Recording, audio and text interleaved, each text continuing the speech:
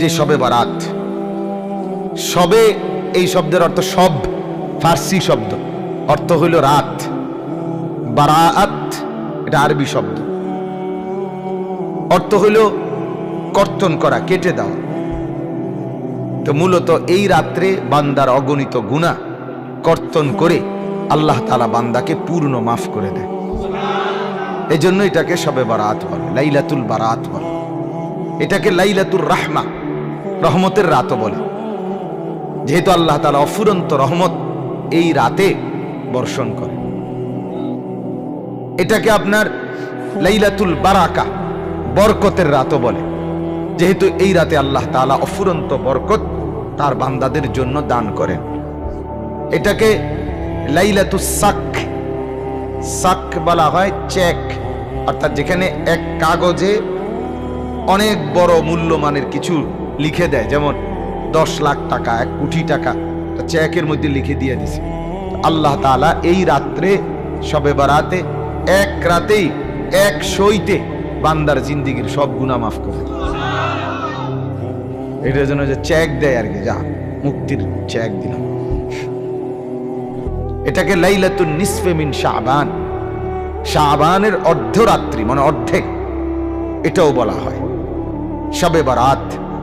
তাইলে আমরা মূল 1 নাম্বার বুঝে নিলাম, শবে বারাত এটা একটা বরকতের রাত, এটা একটা রহমতের রাত, এটা একটা মাগফিরাতের রাত, এটা জাহান্নাম থেকে মুক্তির রাত, এটা আল্লাহ তাআলার সন্তুষ্টি বান্দার প্রতি প্রকাশ করার রাত। বলেন আলহামদুলিল্লাহ। তো মূল বক্তব্য ছিল শবে বারাত, এই লাইলাতুল বারাত পুরাটা রাত। এই রাত এর ব্যাপারে কোরআন এবং সুন্নাহর মধ্যে কি বর্ণনা আছে?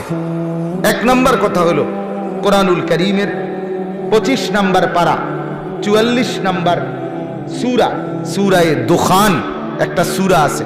এই সূরার প্রথমে একটা আয়াত আছে, ইন্না আনজালনাহু ফি লাইলাতিন মুবারাকাতিন। আল্লাহ তাআলা বলেন, নিশ্চয়ই আমি কোরআন নাজিল করেছি বরকতময় রাতে। কি রাতে?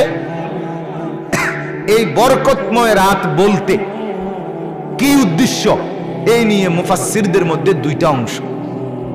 এর মধ্যে সংখ্যাগরিষ্ঠ মুফাসসির যারা, অধিকাংশ মুফাসসির কেরাম, ওলামায়ে কেরাম, উনাদের মত হইল বরকতের রাত বলতে ওই রমজানের শেষ দশকের যে শবে কদর, সেটাই উদ্দেশ্য। ঠিক আছে কথা? তাহলে এটা হলো অধিকাংশ। বাকি মুফাসসিরদের মধ্যে একজন প্রসিদ্ধ মুফাসসির আছেন, হযরত ইকরামা রাহমাতুল্লাহি আলাইহি।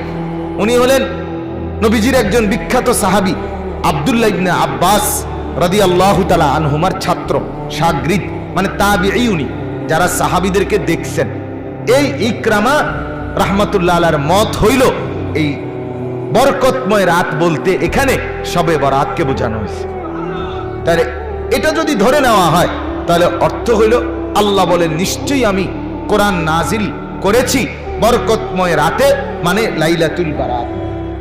কিন্তু প্রশ্ন থাইকা যায় শুধু একটা, যে অধিকাংশ বর্ণনা, অধিকাংশ মুফাসসির, অধিকাংশ হাদিস এবং কোরআনের স্পষ্ট আয়াত, ইন্না আনজালনাহু ফি লাইলাতিল কদরি, ওটা আছে আয়াত। তাহলে এর দ্বারা বোঝা যায় মূলত কোরআন নাজিল হয়েছে শবে কদরে। মূলত নাজিল হয়েছে কখন? শবে। এজন্য মুফাসসিররা, ওলামায়ে কেরাম বলে উভয় বক্তব্যই সঠিক। মানে কি? মানে হইল লাইলাতুল বারাত, যেটা এই আগামীকাল রাত, এটার মূল বৈশিষ্ট্য হইল হাদিসের মধ্যে আল্লাহর নবী সাল্লাল্লাহু আলাইহি সাল্লাম বলেন, লাইলাতুল বারাতে আল্লাহ তাআলা পরবর্তী 1 বছর পৃথিবীতে কি কি দিবেন, বর্ষণ করবেন, নাজিল করবেন, এটার চূড়ান্ত ঘোষণা, লিখিত কপি আল্লাহ তাআলা ঘোষণা করে দেয়। আর আল্লাহ কোনো কিছু দিবে এ কথার ঘোষণা মানে যেন এটা হয়ে গেছে।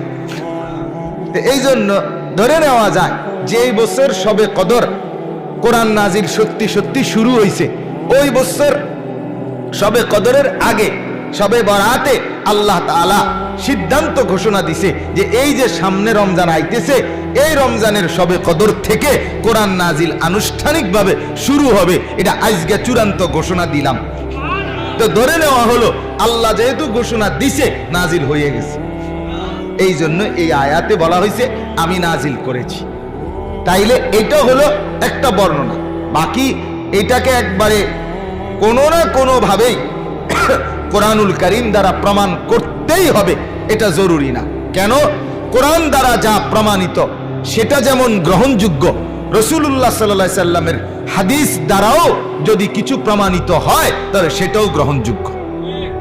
কথা বুঝছেন কিনা বলে? এখন হাদিস দ্বারা শবে বরাতের ফজিলত প্রমাণিত অর্থাৎ লাইলাতুল বারাত এই শাবান মাসের 15তম দিন 14 তারিখ দিবাগত রাত আল্লাহর নবী সাল্লাল্লাহু আলাইহি ওয়াসাল্লাম নিজেও আমল করছেন এবং উম্মতকেও আমল করতে বলছেন, এবং আল্লাহর নবী অসংখ্য মানুষকে গুনাহ মাফ করবে এই রাতে, এই ঘোষণা আল্লাহর নবী সাল্লাল্লাহু আলাইহি ওয়াসাল্লাম পেশ করেছেন। অতএব এই হাদিসগুলোর বর্ণনা, হাদিসগুলো তিরমিজি শরীফে এই সম্পর্কে হাদিস আছে, ইবনে মাজাহ শরীফের মধ্যে হাদিস আছে, সহিহ ইবনে হিব্বান এই কিতাবের মধ্যে সহিহ হাদিসও আছে। হযরত আবু মুসা আশআরী রাদিয়াল্লাহু তাআলা আনহু থেকে বর্ণিত, আল্লাহর নবী সাল্লাল্লাহু আলাইহি ওয়াসাল্লাম বলেন, যখন শাবানের অর্ধরাত্রি হয় তো ওই দিন রাত্রে আল্লাহ তাআলা প্রথম আসমানে নেমে আসে এবং ফায়াগফিরু লিজামিই খালকি, আল্লাহ তার সব বান্দা যারা তওবা করে মাফ চায় আল্লাহ তাদেরকে মাফ করে দেয়, ইল্লা লিমুশরিক আও মুশাহিন। হ্যাঁ, নবীজি ওই হাদিসে বলছে যারা মুশরিক তাদেরকে আল্লাহ মাফ করে না, যারা হিংসা বিদ্বেষকারী আল্লাহ তাদেরকে মাফ করেন, হিংসুককে মাফ করেন, হিংসুককে মাফ করেন। হিংসা এত জঘন্য, হিংসা শবে বরাতের রাতেও হিংসুক মাফ পায়।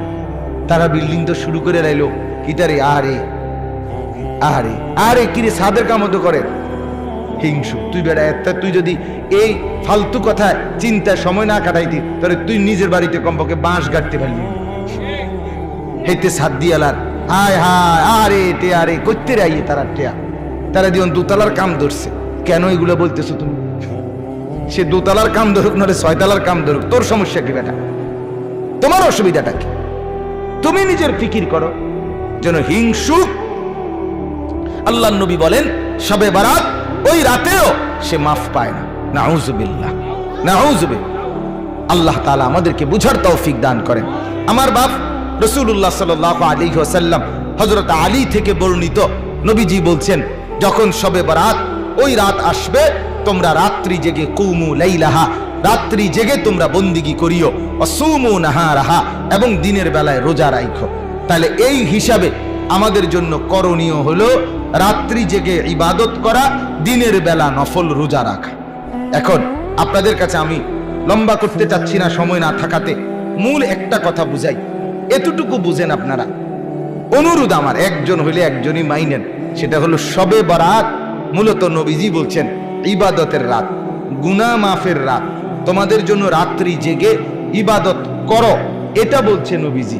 অতএব শবে বরাত কোনো উৎসব না, শবে বরাত কোনো অনুষ্ঠান না, শবে বরাত খালেস নফল ইবাদতের রাত। আপনি নফল ইবাদত করবেন, অর্থাৎ আপনি জিকির করবেন, আপনি নফল নামাজ পড়বেন, কোরআন তেলাওয়াত করবেন, তওবা করবেন, দোয়া করবেন, কান্নাকাটি করবেন, একাকী গোপনে গিয়ে কবর জিয়ারত করবেন, নিজে সারা রাত যদ্দূর শরীরে কুলায় আপনার নফল নামাজ পড়তে থাকবেন, আল্লাহকে ডাকতে থাকবেন। শুধুই আপনি আর আপনার আল্লাহ, এই দুইজনের মধ্যে সম্পর্ক গড়া, এর নাম হচ্ছে শবে বরাত। কিন্তু দুর্ভাগ্য আর আফসোসের ব্যাপার হলো আমরা সেখান থেকে সরে গিয়ে শবে বরাতকে অনুষ্ঠান বানাই দিয়েছি। শবে বরাত কি এখন অনুষ্ঠান? শবে বরাত হলো উৎসব। শবে বরাত পালন করে কেমনে পালন করে? এশার নামাজের পরে হুজুরে 1.5 থেকে 2 ঘন্টা ওয়াজ করবে, এরপরে লম্বা মুনাজাত দিবে, এরপরে প্রত্যেকের হয় 1 ফোঁটলা জিলাফি অথবা 1 প্যাকেট বিরিয়ানি অথবা 1 শান্তি ওই যে মাটির এগুলা করে খিচুড়ি খাইবে।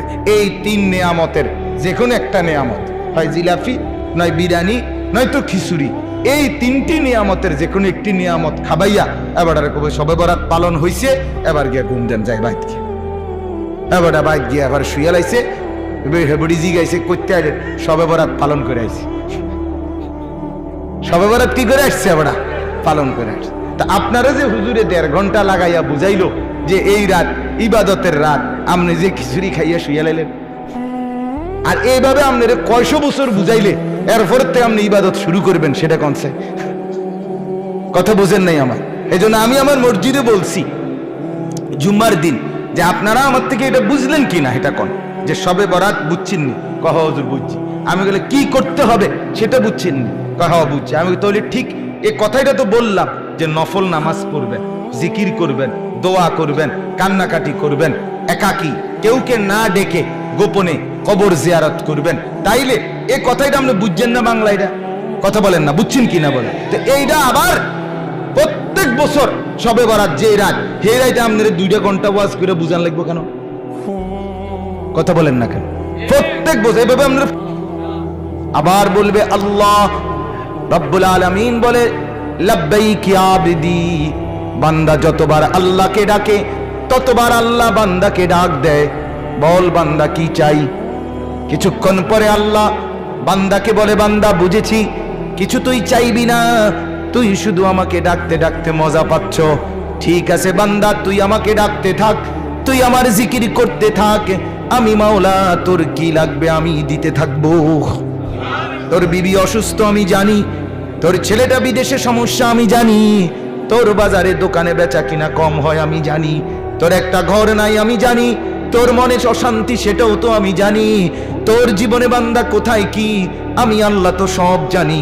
তুই আমাকে ডাকতে থাক বান্দা, আমি আল্লাহ তোকে দিতে থাকি। হ্যাঁ, আল্লাহর নবী বলেন মান শাগালাহু যিকরি, হাদিসে কুদসিতে আল্লাহ বলেন আমার যে বান্দা আমি আল্লাহকে ডাকতে ডাকতে আমার কাছে চাইতে আর সময় পায় নাই, আমি আল্লাহ সারা পৃথিবীতে চেয়ে চেয়ে যত বান্দা যা নিয়েছে, আমার বান্দা ডাকছে যে আমাকে, না চাইতেই আমি তার চাইতে বেশি দেব। অতএব আপনারা ডাকবেন আল্লাহকে, বলেন ইনশাআল্লাহ। তাইলে ইবাদত করবেন, ইবাদত আগামীকাল সন্ধ্যা থেকে কি করবেন বলেন না, ইবাদত। আমি আমার ড্রাইভাররে বলে দিছি আগের থেকে, কালকে সবে বরাত, সে আবুজুক কোনো ওয়াজ পাওয়া যাবে না, বন্ধ, মাহফিলে যাব না কোথাও। আমি আমার লোক, আমার মালিকের লোক আমার বুঝ আছে, আমার মালিকের সাথে আমার বুঝ। আমি বন্দিগির জন্য রমজান মাস আলহামদুলিল্লাহ, আপনি আমার ড্রাইভাররে জিজ্ঞাসা করে দেখেন, অর্থাৎ একটা মাহফিলের দাওয়াত রমজানে নেই নেই না, সব ব্যস্ততা বন্ধ।